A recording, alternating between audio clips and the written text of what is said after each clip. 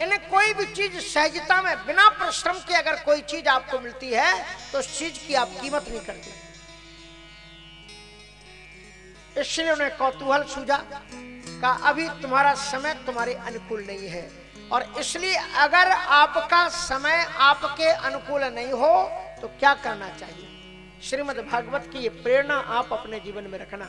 भगवान ने कहा अरयोप ही संध्या शति कार्यार्थ गौरवे अहि मूषक वद मैत्या। कहते हैं कि अगर समय अनुकूल ना हो तो अपने दुश्मन से भी दोस्ती का हाथ बढ़ा लेना चाहिए।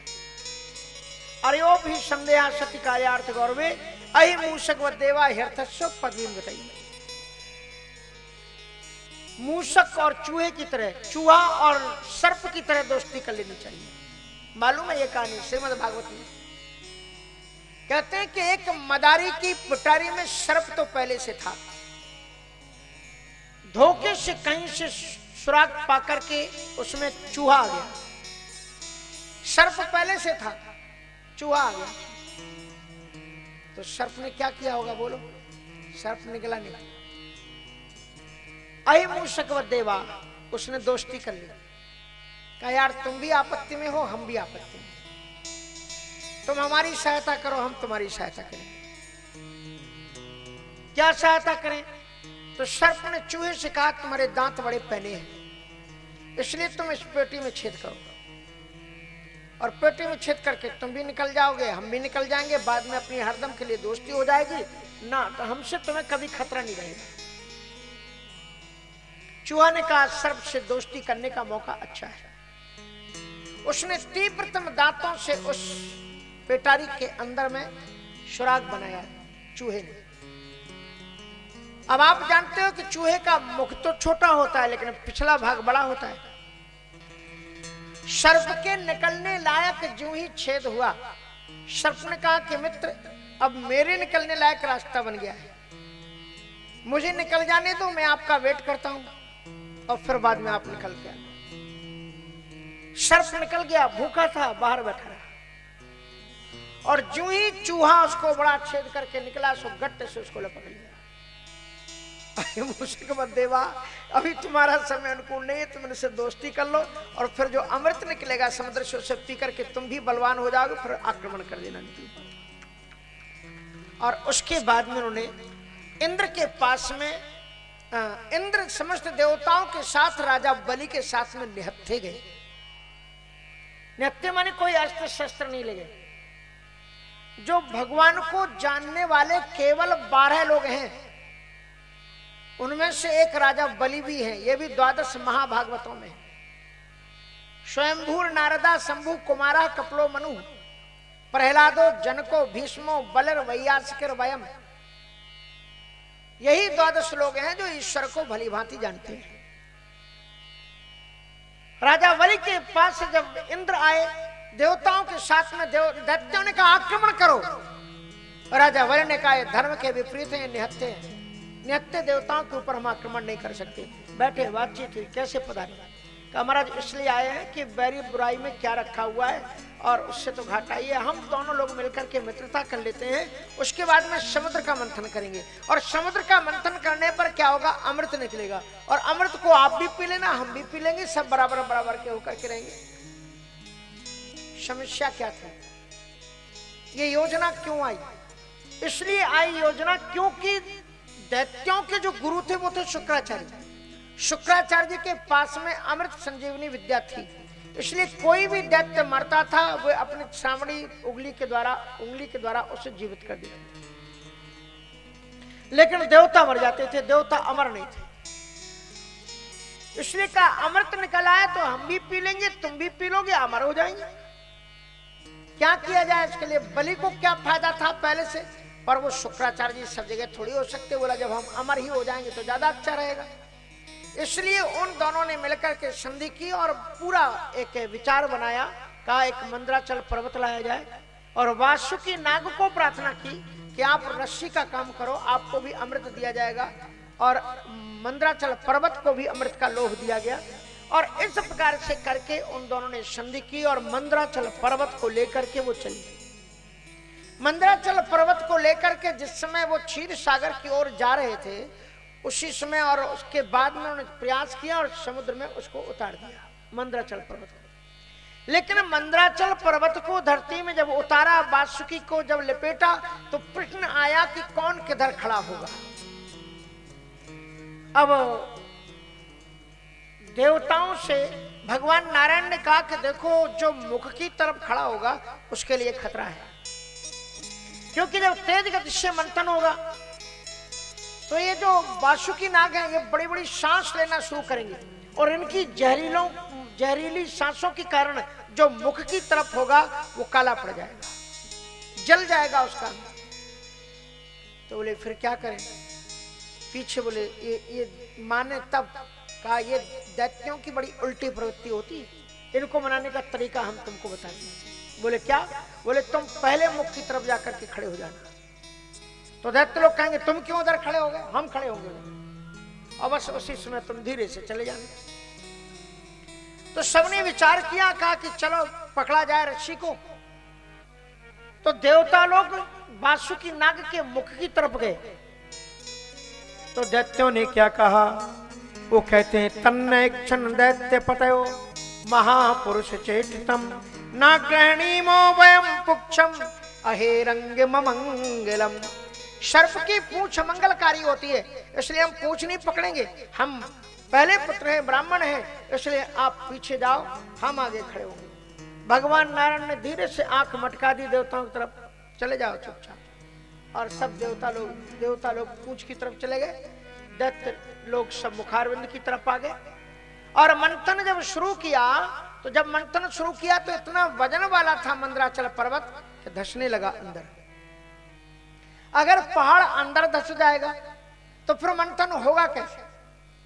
कहा ये बहुत बड़ी विघ्न आ गई। विघ्न कब आती है? देखो, भगवान ने शास्त्र मर्यादा की स्थापना की है। भगवान ने क्या उत्तर दिया? बोले क्यों विघ्न आ गई?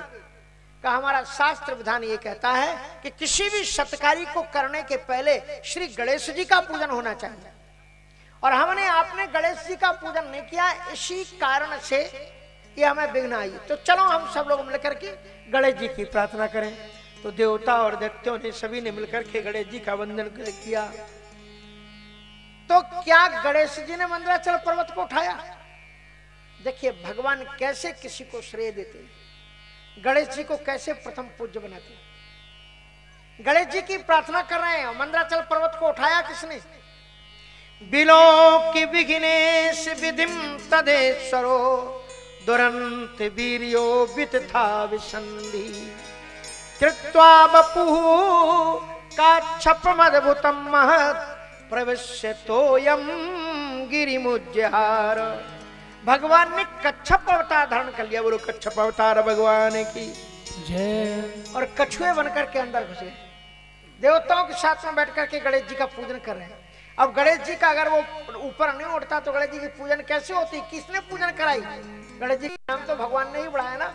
सारे देवताओं के अंदर वही परमात्मा विद्यमान है, और इसलिए कृत्वा बपू काच्छप मद्भुतम महत्, एक विशाल अद्भुत कच्छप का रूप धारण करके प्रविश्य तोयम गिरिमुज्जहार, जल के अंदर में प्रविष्ट होकर के उन्होंने मंदराचल पर्वत को धारण कर लिया। बोलो भक्तवत्सल भगवान की जय। उसके बाद में मंथन शुरू हुआ। मध्यमाना तथा सिंदूर देवासुर वरूथ पै यदा सुधा न जाए तो निर्ममंथा जिता स्वयं।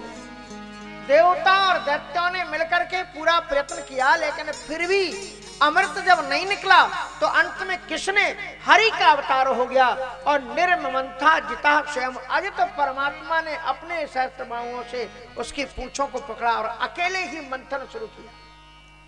भगवान नारायण ने मंथन शुरू किया, पूंछ भी उन्होंने पकड़ रखी है और मुख भी निर्ममंथा जय जय स्वयं। और जब मंथन घर्षण हुआ तो सबसे पहले क्या निकला? जहर निकला।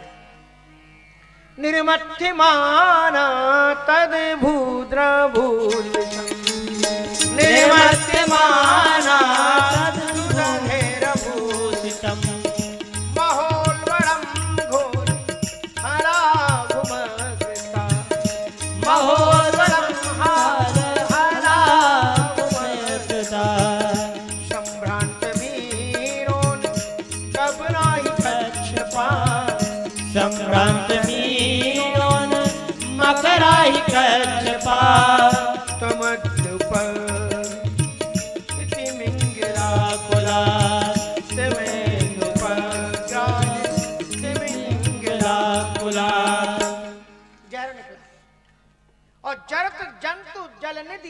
जाने, भयानक परिस्थिति हो गई। जरत जंतु जल निधि जब जाने, तब महाराज अत्यंत कृपा हुई। उस जहर को देख करके क्या करें, भगवान नारायण की शरणागति गए।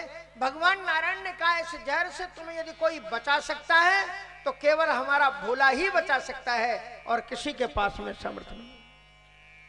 और सभी ने शंकर जी को याद किया। बोलो शंकर भगवान की जय। कर्पूरी गौरम करुणावतारम संसार सारम भुजगेन्द्रहारम सदा वसंतम हृदयारविंदे भवम भवानी सहितम नमामि। भगवान शंकर भगवान जी प्रकट हो गए और भगवान शंकर जी के पास में जहर के निमित्त देवता लोग प्रार्थना करने पहुंचे। तो भगवान शंकर जी ने कहा कि क्या कह रहे हो? बोले महाराज जी जहर पी लो। अगर आपके पास में कोई आ जाए, सुबह सुबह दरवाजा खटखटाए और आप दरवाजा खोलो और वो कहे कि जहर पी लो आप, तो आप क्या करोगे? पत्थर उठा के फेंक के मारोगे कि नहीं कि हम क्यों पिए, तुम ही पी लो। भगवान शंकर जी मुस्कुराए और मुस्कुरा करके पीछे आवाज लगाई भवानी। बोले हाँ क्या बात है? देवताओं ने कहा उनको क्यों बुला रहे? कहा इतना बड़ा काम करने जा रहे हैं तो श्रीमती जी से परामर्श तो ले ले। देवताओं ने कहा अब बिगड़ा काम। श्रीमती जी कह देंगी कि जहर पी लो, श्रीमती जी कहेंगे कि जहर पियो। पार्वती जी से भगवान शंकर जी ने पूछा, ये देवता आए हैं कह रहे हैं जहर पी लो, मुझे क्या करना चाहिए?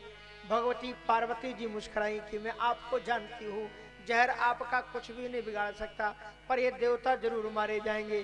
जो महापुरुष लोग होते हैं, जो समर्थशील लोग होते हैं, वो परोपकार के निमित्त ऐसे कार्य कर लेते हैं। इसलिए विश्वनाथ जी आप जहर पी करके इनकी रक्षा करो, ऐसी होनी चाहिए। अगर पतिदेव दान करने के लिए बढ़े और पूछे कि महाराज जी को इतना कर दे, अरे काय को चक्कर में पड़े हो, फिर दूसरी कथा होगी, फिर किस दोगे दक्षिणा, उनको दक्षिणा दोगे, अब जो है वो रहने दो, उन्हीं को देने दो जो करवा रहे हैं, तुम्हें क्या करना। इसलिए पत्नियों को चाहिए कि नहीं नहीं बड़ा अच्छा विचार आया है, परोपकार के निमित्त ऐसा करना चाहिए। परोपकाराय शताम विभूत्या, पार्वती जी ने कहा महापुरुषों का तो जन्म ही परोपकार के निमित्त होता है। तब भगवान शंकर जी ने क्या किया? ततः करतली कृत्य व्यापी हालाहलम विषम अभक्षयन महादेव कृपया भूति भावना। तथा करतली कृत्य, दोनों हाथों को जोड़ा, अंजलि बना ली, एक फूंक मारी और खिंचा हुआ पूरा जहर वहां पर आ गया और भगवान शंकर जी ने उसको पी लिया। और कैसे पिया? ऊपर मुख करके पिया, जीभ पर नहीं धारण किया और हृदय में भी नहीं उतारने दिया, क्योंकि जीव पर सरस्वती जी का निवास है, ठाकुर जी का नाम रखा हुआ है। धन्यास्ते कृतिना पिबंती सततम श्री राम नामामृतम। और अगर अंदर में जाएगा तो अंदर में राजीव लोचन राम जी बैठे हुए हैं, गोविंद बैठे हुए हैं, इसलिए अंदर भी जहर को नहीं उतरने दिया, बीच कंठ में ही जहर को रोक लिया। मान सहित विशिखाय के शंभु बए जगदीश। इसलिए भगवान शंकर जी का नाम एक नीलकंठ महादेव पड़ गया। बोलो नीलकंठ महादेव की जय। ऐसे आशुतोष औढ़रदानी बाबा विश्वनाथ जी।